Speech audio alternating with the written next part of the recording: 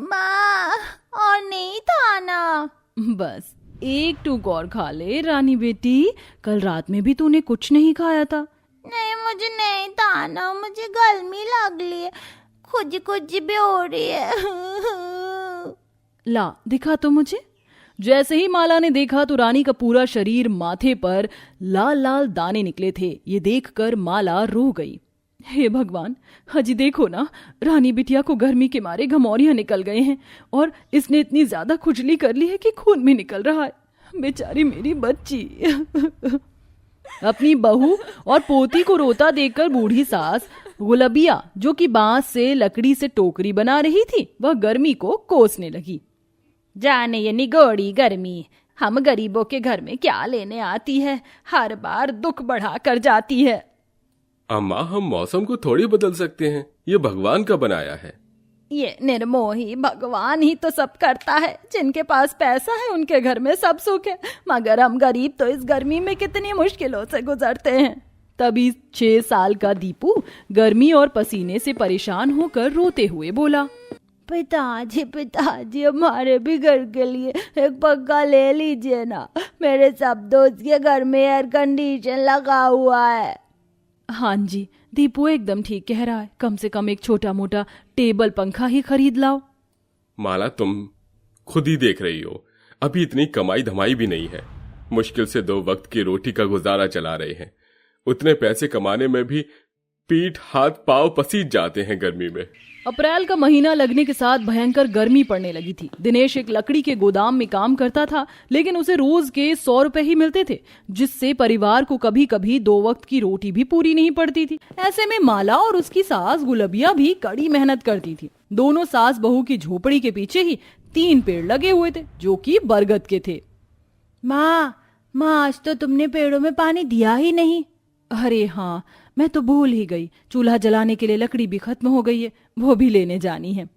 अरे बहू, बाहर में धूप देख रही है कितनी ज्यादा पड़ रही है, लू भी चल रही है, बरगद में से ही गिरे हुए सूखे पत्ते बटोर कर लिया ना, उसे ही झोंक कर खाना बना देंगे। जी माँ जी।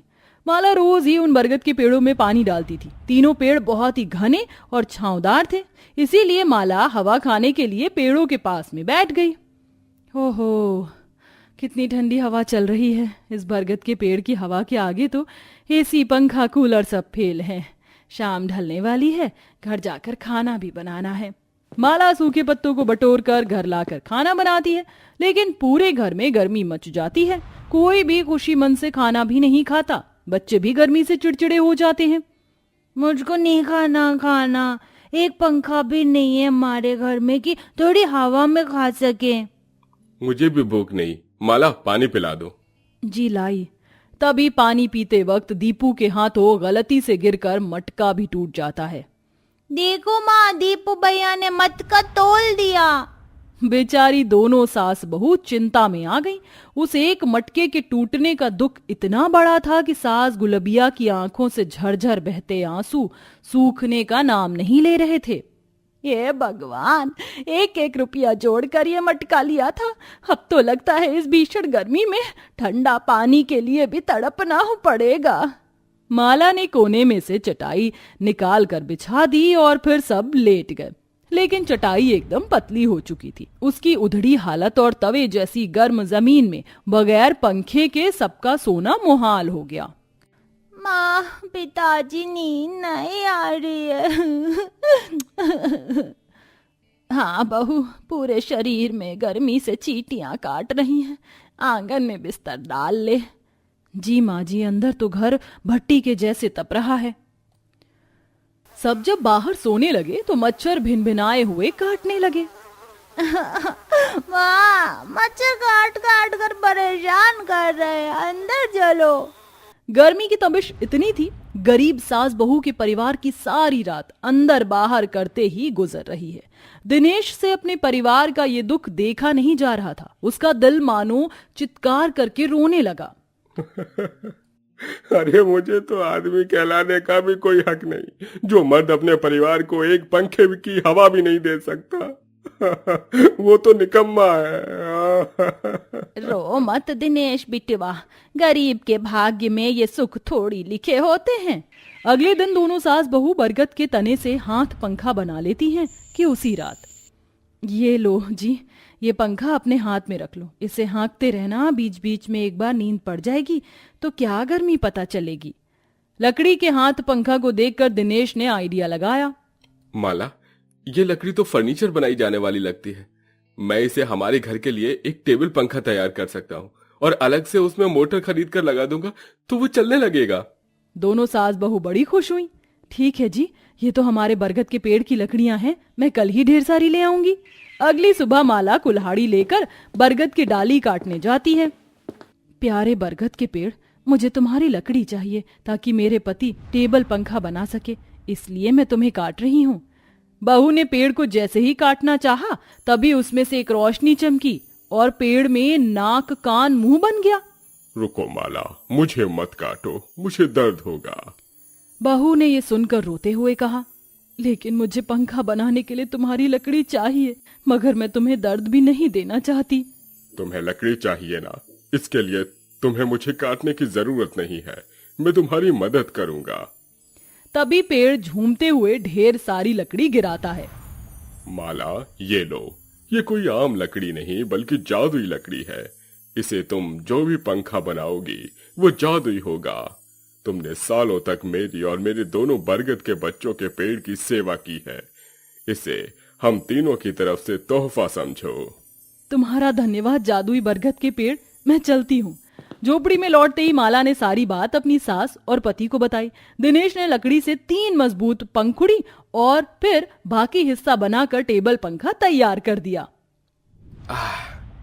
टेबल पंखा तो तैयार हो गया, अब बस ये देखना है कि ये वाकई जादुई है या नहीं। कल इसमें मोटर लगेगा। मुझे तो और इंतजार नहीं होता, एक बार टेबल पंखा चलाकर देखते हैं ना। माला ने जैसे ही स्विच दबाया, जादुई टेबल पंखा तूफान के जैसे हवा देने लगा। ये क्या चमत्कार है, बिना मोटर के ये टेबल पंखा कैसे चल रहा है? पंखे में से एक रोशनी फिर चमकी, वो बोलने लगा, क्योंकि मैं एक जादुई टेबल पंखा हूँ। जादुई टेबल पंखा को बोलता देखकर रानी अपनी नन्ही नन्ही जुबान से कहती है, अरे बाप ले, ये टेबल पंखा तो बोलता है। मैं सिर्फ बोलना ही नहीं बल्कि जादू भी करता हूँ प्यारी बच्ची। सच्ची मुच्ची में तो दिखाओ अपना जादू। तभी जादुई टेबल पंखे में से ठंडी ठंडी हवा के साथ साथ पैसे भी निकलने लगते हैं, जिसे देखकर गरीब सास बहू फूली नहीं समाती। हे भगवान, ये कैसी तेरी लीला है, ये टेबल पंखा तो खजाने के जैसा है। बहू ये पैसे उठा ला यहाँ, वरना हवा से उड़ के बाहर न चला जाए। जी माँ जी। जैसे ही दोनों सास बहू पैसे उठाती हैं, पंखों में से और नोट झड़ते हैं। तभी दीपू कुछ खाने की इच्छा जताता है। सुनो जादुई टेबल पंखे, क्या तुम हमें ठंडी ठंडी हवा खिलाने के साथ साथ कुछ और भी खिला सकते हो? हाँ बिल्कुल, मांगो राजकुमार, क्या चाहिए? मुझे ठंडी ठंडी सी दूध वाली आइसक्रीम खानी है और ऑरेंज वाली भी आइसक्रीम खानी है और चॉकलेट वाली भी। तभी पंखे में से एक रोशनी प्रकाशमान होती है और बहुत सारी आइसक्रीम दीपू के हाथों में आ जाती है, जिसे देखकर दीपू बहुत खुश होता है और सब आइसक्रीम खाते हैं। अरे वाह, ये आइसक्रीम खाने में कितनी बढ़िया और कितनी ठंडी है। हाँ सच में माँ जी, इस जादुई टेबल पंखे के आने की बात तो हमारा भाग्य ही बदल गया। तुम्हारा बहुत बहुत धन्यवाद जादुई टेबल पंखे।